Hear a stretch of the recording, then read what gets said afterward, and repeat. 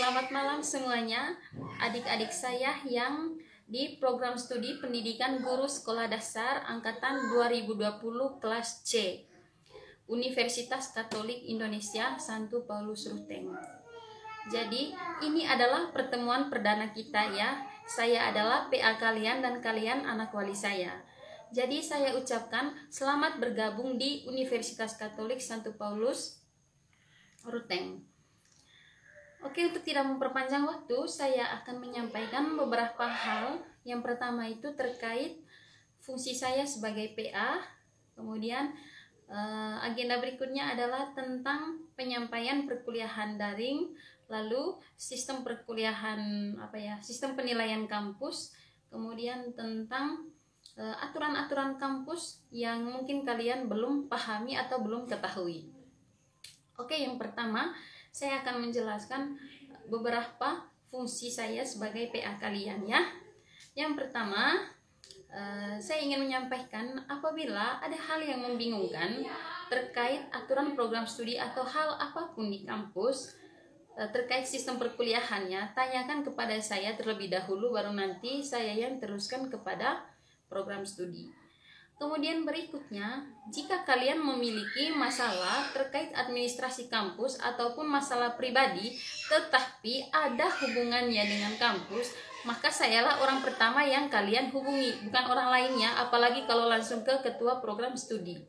Jadi biarkan bersama saya untuk mencari tahu solusi terhadap masalah yang kalian hadapi itu.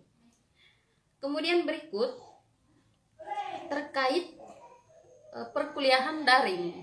Jadi sekarang kita itu tidak ada perkuliahan tatap muka. Sekarang dilaksanakan perkuliahan daring. Jadi apakah melalui Zoom, melalui Moodle atau Google Classroom itu tergantung pada dosennya. Kemudian yang ingin saya sampaikan di sini, saya ingin menekankan bahwa bukan karena kita melaksanakan perkuliahan daring maka kalian diperbolehkan pulang kampung, itu tidak ya.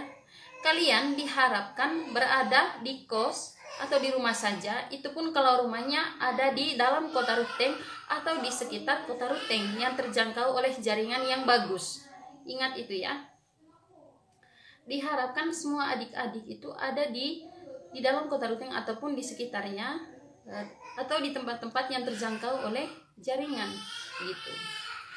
Kemudian berikutnya, jangan lupa untuk selalu update dengan sistem perkuliahan yang dipilih oleh dosennya. Misalkan melalui Google Classroom, maka selalu update atau buka Google Classroom, siapa tahu ada tugas-tugas baru yang masuk, seperti itu. Kemudian ingat baik-baik tugasnya itu kapan dikumpulkan gitu. Jadi sekarang itu harus lebih banyak hal-hal yang berkaitan dengan perkuliahan atau materi itu harus lebih banyak dikerjakan atau dicari oleh mahasiswa. Saya harap kalian bisa mencari tahu sendiri sumber-sumber yang berhubungan dengan mata kuliah yang kalian ikuti begitu.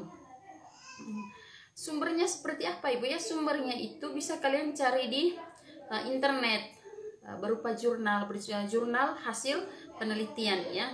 Itu kalian baca, dalami, lalu cara untuk sekarang itu untuk menentukan kualitas diri adalah kalian sendiri. Jadi jangan tunggu disuap atau jangan tunggu materi yang diberikan oleh dosen.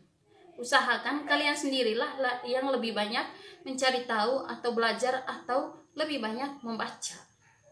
Seperti itu. Kemudian selama perkuliahan daring ini, selama masa pandemi ini, kehadiran dari adik-adik itu dilihat dari keseringan kamu mengikuti kuliah daring, misalkan melalui Zoom. Dosen juga akan melihat siapa yang sering mengikuti dan siapa yang sering tidak muncul pada saat perkuliahan tatap muka melalui Zoom begitu. Jadi jangan berpikir bahwa sekarang kan lagi perkuliahan daring. Jadi dosennya tidak tahu siapa-siapa yang tidak ikut kuliah. Kita kan tinggal ambil tinggal ambil materi dari teman-teman, itu tidak bisa.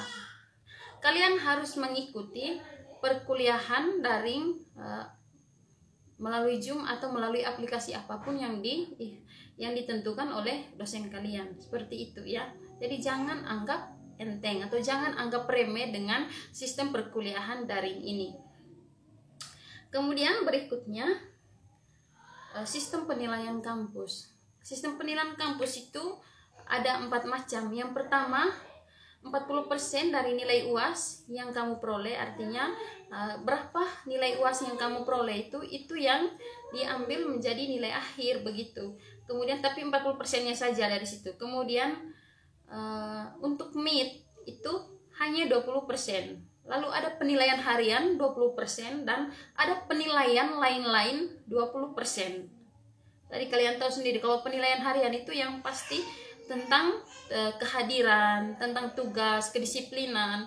Walaupun kita tak ada mata kuliah tatap muka, tetap kedisiplinan mengumpulkan tugas atau kedisiplinan mengirimkan tugas atau email tugas itu tetap dinilai oleh dosen begitu. Sedangkan kalau penilaian lain-lain yang pasti itu dosen sendiri yang tahu. Seperti itu. Jadi ada 4 macam. Yang pertama tadi UAS 40%, MIT 20%, penilaian harian 20% dan juga penilaian lain-lain 20%. Kalian tahu sendiri itu. Kemudian itu untuk sistem penilaian kampus.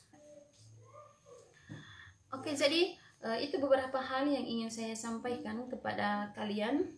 Untuk hal lainnya, supaya durasinya pendek, untuk hal lainnya nanti akan saya buat video pada pertemuan-pertemuan berikutnya. Jadi saya harap kepada kalian, kalau ada hal yang kamu tidak pahami terkait apa yang saya jelaskan saat ini, silahkan bertanya di kolom komentar. Jangan lupa cantumkan nama lengkap kalian ya. Oke, saya tunggu, semoga kalian menonton video ini secara lengkap dari awal sampai akhir, jangan sampai ada kesalahpahaman. Kemudian itu saja yang saya sampaikan. Mohon maaf bila ada hal yang salah atau mungkin saya salah menjelaskan sesuatu tadi. Seperti itu. Oke, untuk kalian selamat menjalani perkuliahan daring. Jangan malas, tetap bangun pagi. Kemudian jangan lupa selalu cek tugas-tugas yang diberikan oleh dosennya, dan juga jangan lupa juga untuk selalu cek kapan waktu mengirimkan email tugas tersebut. Oke, selamat malam.